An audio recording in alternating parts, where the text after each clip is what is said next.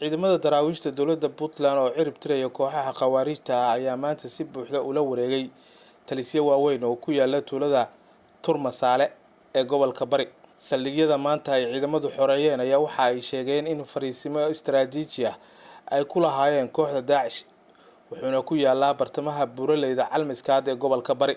Saraakiisha hogaaminaysa ciidamada Puntland ayaa sheegay in tuuladaasi uu deganaa hogaamiyihii kooxda Daacish Cabdiqaadir Muumin. Tuulada Turmasaale ayaa la sheegay inuu talis weyn oo muhiim ah ay u ahayd dhaqdhaqaaqa kooxda Daacish oo hadda wajahaysa dagaal ay ku qaadeen ciidamada Puntland. Sarkaal sare oo lagu magacaabo Generaal Fuaad Xanaano iyo saraakiil kale ayaa xaqiijisay Puntland in maanta ay ku dhaawacmeen dagaalkii ka dhacay buuraleyda Calmiskaad ee Daacish lagaga xoreynayay deegaanada muhiimka ah. Dhinaca kale, ciidanku waxa ay cagta mariyeen saldhigyada difaaca u ahaa Turmasaale oo isagana lagu magacaabi jiray Janajiifta. Sidoo kale ciidamada Puntland ayaa waxay ku guuleysteen in tobanaano miinooyin ah oo dhulka lagu aasay si aan loo soo marin wadooyinka muhiimka ee deegaankaasi ay soo bixiyaan, kuwaasi oo ay aaseen kooxihii naflacaariga ahaa ee Daacish. Khawaarijta Daacish ayaa toddobaadyadii ugu dambeysay culays lagu gaarsiiyay dagaalka ka socda deegaanada Puntland, waxaana ciidamadu ay ku sii suqayaan dhulka buuraleyda ah oo kooxdu ay meed iyo dhaawac tirabeel ah ay la gashay. Dowladda Puntland ayaa horaantii sanadkan waxa ay bilowday dagaal culus oo ka dhan ah kooxda Daacish oo saldhigooda ugu weyn uu yahay buuraleyda gobolka Bari.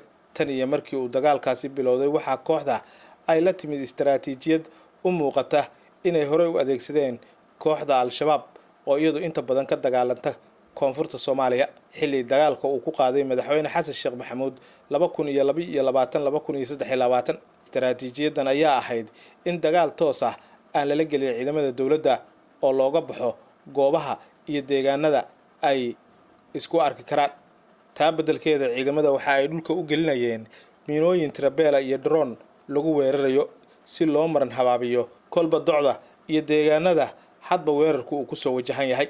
qorshaha noocan ayaa inta badan ah qorshe ka dhasha laba ujeedo, sida ay ogaatay qaar ka mid ah warbaahinta oo baaritaan ku samaysay ila xagga amniga ah, taasoo kooxda Daacish ay uga dan leedahay inay iyadu ay ku faa'iido oo yareyso khasaaraha ay kala kulmayso ciidamada Puntland ee weerarka ku haya. Ujeedada koobaad ayaa waxa ay tahay in kooxdu ay yareyso khasaaraheeda dhimashada iyo dhaawaca, maadaama dhulku uu yahay dhul buuraley ah oo ay adag tahay in ay helaan gurmad iyo waliba taakulayn. Qodobka labaad ee kale waxa uu yahay in ay dagaalka dheereeyaan si ay u dhiig bixiyaan ciidamada iyo waliba dowladda.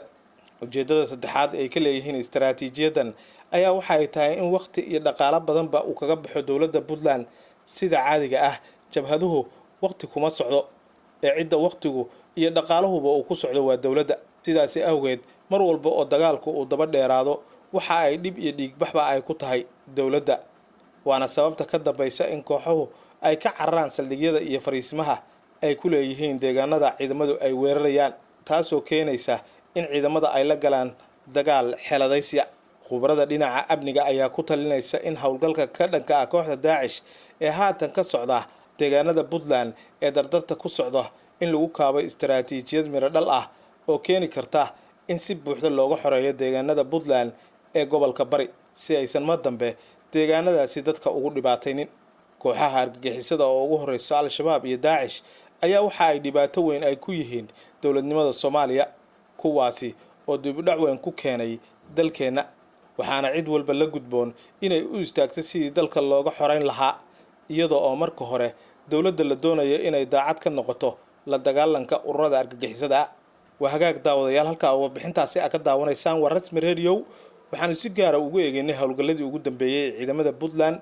fadlan daawade haddii aad ku cusub tahay barahayaga bulshada oo hore ugu xirnayn ku soo biir oo channelkayga Rasmi Radio ee dhinaca YouTube ka subscribe noo saar, barnaamijkana noo like noona share si uu dad badan u gaaro. mahadsanidin.